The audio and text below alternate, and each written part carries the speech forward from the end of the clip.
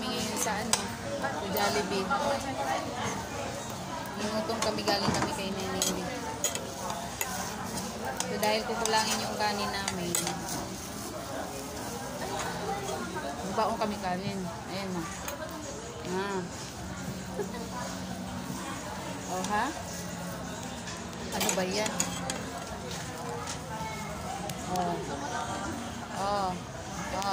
Diba? Para makatipid kayo sa kanin.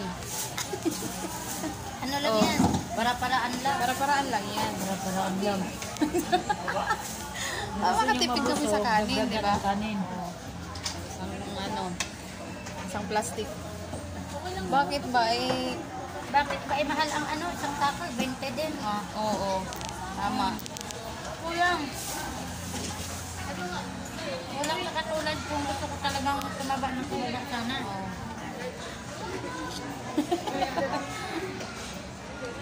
Wala namang dyan, wala namang masama dyan na magdala ng extra rice. Magbaon.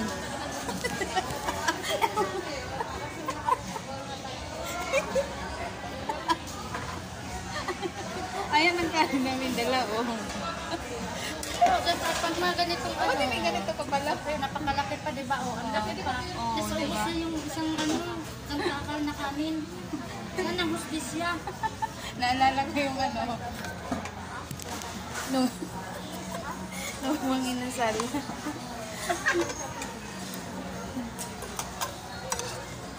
Naisip ko na yun. Umiiwas na sweto ni kakain pala. Kaya sabi na, huwag na pera. Naisip ko na yung kagabi ito. Sabi ko, ay baka mag-ano yun si Ate Sam, kaya gugutomin yun eh. Hindi, magdala na naman ako ng kanin. Kahanap na kami magpakain, walang pakain niya. Diba? Para-paraan lang yan. Guys, kung gusto niyo rin, pag kumain kayo ng Jollibee, magbaon kayo ng extra na kanin. Para di kayo mabitin sa kanin. Ito yan. Diba? Kasi pag sa manginasal, pwedeng mag-unli para makatipid ka, huwag kang mag-unli, magbaon ka na lang ng kanin. Sa Jollibee, pwede din mag-unli, magbaon ka na lang.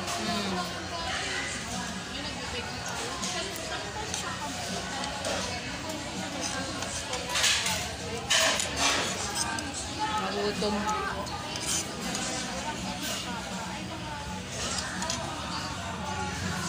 Kain tayo. Ano tayo guys?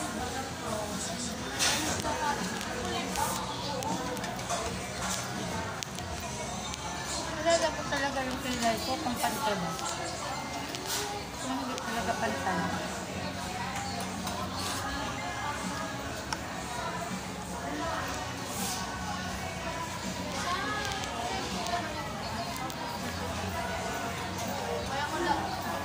See? Hindi makita. Hindi makita yung kanin. Ayan.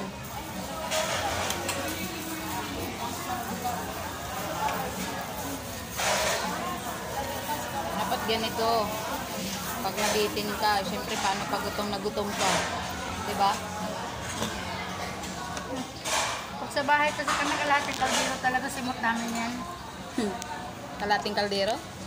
Pag kayong dalawa lang? Pag tayong dalawa kamain. Ayo. Tama sa ibon, sa Marlene. Malamang puno ang kaldero. Kain tayo, guys. Pag sa Sincha, sa dagdag sa Sincha, sa dalawang kaldero na.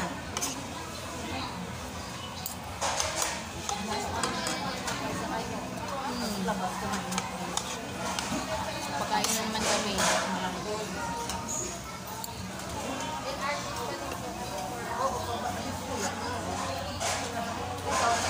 Sasakay sa pinabaan na.